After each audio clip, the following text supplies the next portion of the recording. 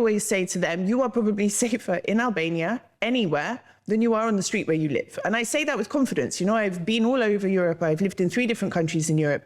And I don't think there's anywhere in this country where I wouldn't walk by myself any time of day or night. I also saw actually today some comments from tourists in a tourism group, and they were like, there's so many police everywhere, you know, on the roads and in the cities, but not in a negative way. They were like, it's reassuring, you know, to have that sort of presence around. So I guess that's kudos to you and the work that the government does. I also found some statistics that 82% of Albanians feel safe walking in their own neighborhood. And I think that number is really, really, really high. And it seems to be getting higher. It increased from 78% in 2022. And my point is, how did we get to this situation where Albania appears to be, in terms of petty crime on the streets, safer than many other places in Europe?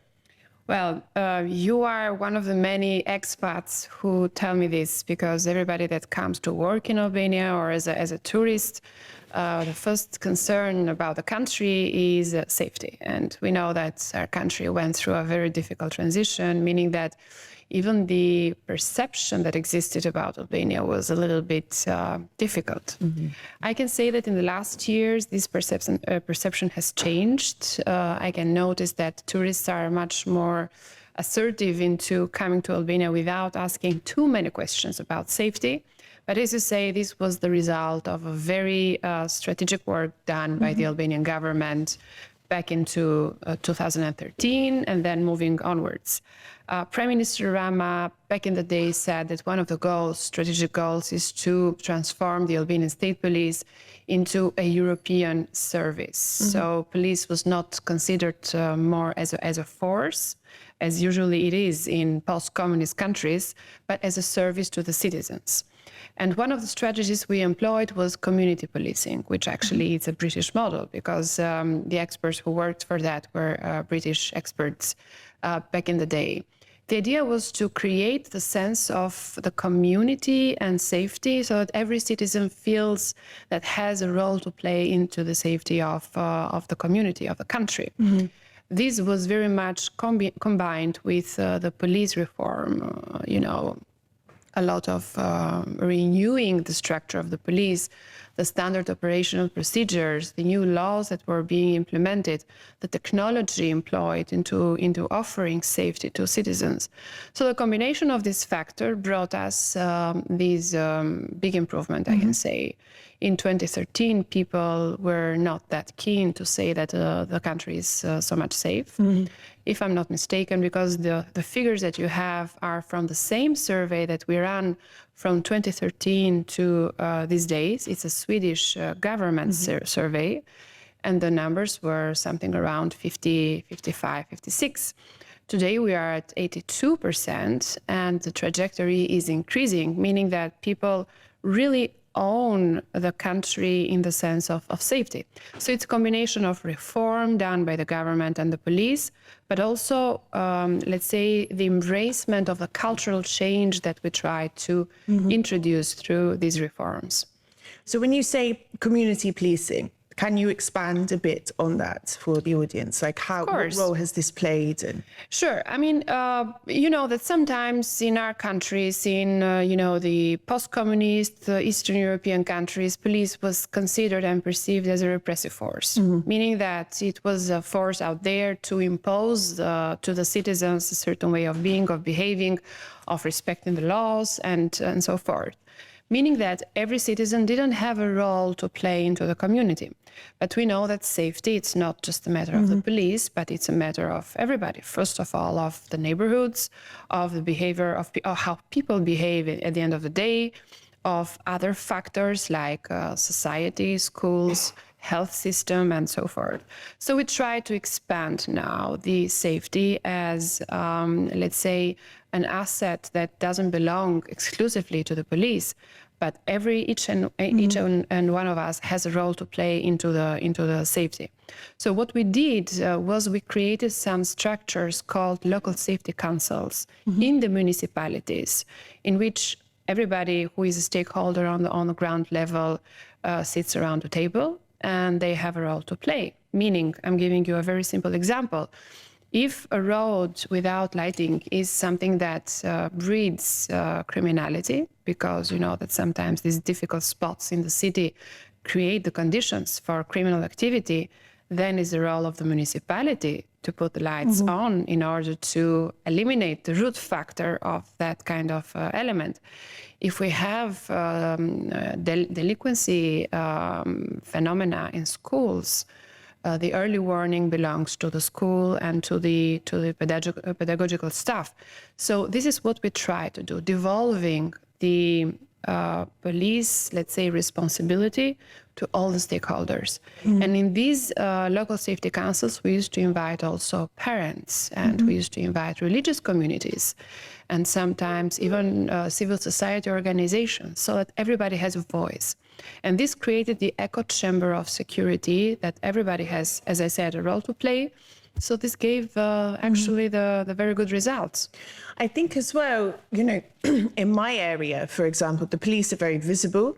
They're always around, again, not in like a threatening way, but I don't know if he's like the boss or one of the senior ones. He walks around, he says good morning to everybody, he talks to people, he is approachable, he's friendly. Most of them speak some English as well, you know, especially as you have foreigners living more and more in Tirana. You know, they're not this sort of, they're there and you can't interact with them. If you're worried, if you have a concern, if you have questions, they will talk to you, and they're generally quite nice. And that is a bit different from some other places I've lived in, you know, as well. I think that makes people feel a bit more comfortable. You know, if you can approach someone, or you know the officers in your area are like reasonable people and that you can talk to them if you're concerned about something, I think that makes a difference as well. And that's changed. It hasn't always been like that in my experience. It hasn't, because we created in these 8 years what we call the police zones. So every little unit in Albania, the Lagje, as we call the administrative unit, the neighborhoods, have one responsible person who is responsible for that area in terms of safety. And we have the general patrol, and we have the community policing officers, and also the criminal police, which prevents crime, stationed in one area, meaning that these people are not scattered around the city, but they are responsible for the area. They know very well the grievances of that particular area.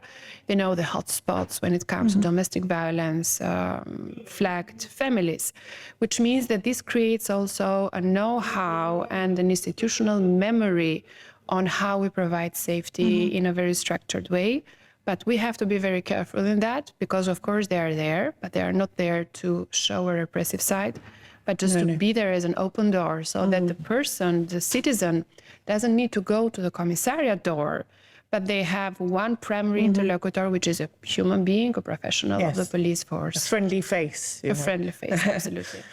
But in those statistics as well, like, there were discrepancies, like in Shkodra, for example, people didn't feel as safe, you know, and I wonder, why is that? Do you think, is that something to do with resources there, or a mentality, or what's being done to sort of level it out across the whole country?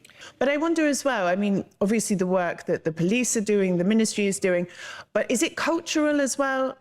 Especially when it comes to, for example, tourists, you know, because there is that respect that you have for the guests, and it's a huge dishonor to do anything to harm a guest.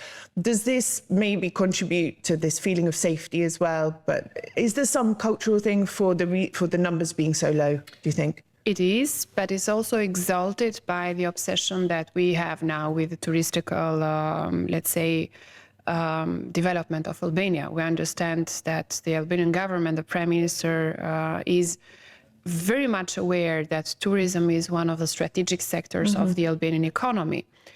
In order for tourism to flourish, the first and foremost condition is security and safety, because nobody will come here to, you know, explore the country if they don't feel safe. So, of course, it's a cultural thing. Albanians are very friendly, and especially with foreigners and tourists, you know very well. They open the doors wide open, and they can offer you any help. I was joking with a friend of mine that visited, he's from New Zealand, and I said, I bet that you can travel all throughout the country without paying any money. If you ask people to help you, to give you a ride, or to, you know, to host you, at home. Of course, he didn't do that, but he was very much impressed by the way that he was received by people. Yeah.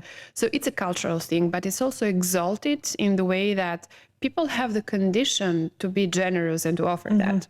And when they have the conditions to do that, of course, that they are so generous.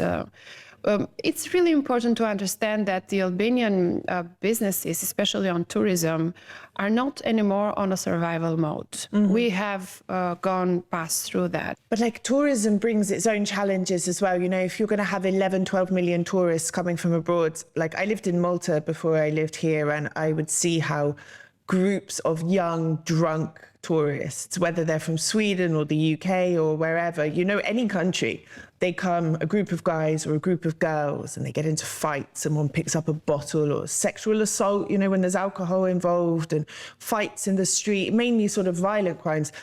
It used to happen quite a lot, especially in the areas where there was nightclubs and drinking establishments and things like that. But I guess what I'm trying to say is with all those tourists comes risk as well, that people are going to commit various crimes. How does the government plan to keep tourists safe, but also keep Albania safe from tourists? Yeah, I understand your point, and this is something that's happening actually in places where tourism has become now a burden rather than a development site.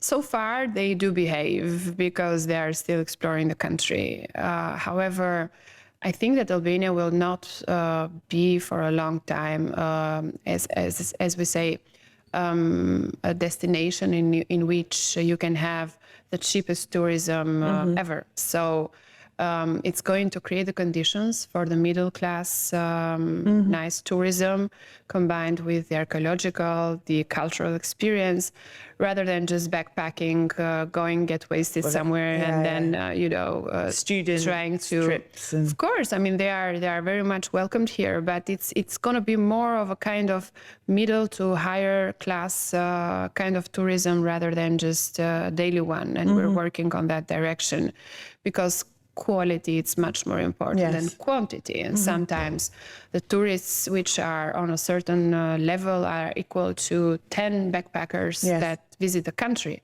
However, I think that this will be, you know, a long time. And on the other hand, we want to have backpackers in the country to explore the mountains and to explore the great nature that we have. Albania has a Mediterranean climate, being in the east of Mediterranean, but also has a continental climate with the Alps. It's a country that has Alps. I mean, it's wonderful. It has 7 rivers. It has numerous lakes. So. And it's a country which was part of the Roman Empire, and of course it has a lot of cultural sites to see. So let's combine that and let's be optimistic that they will behave in the country.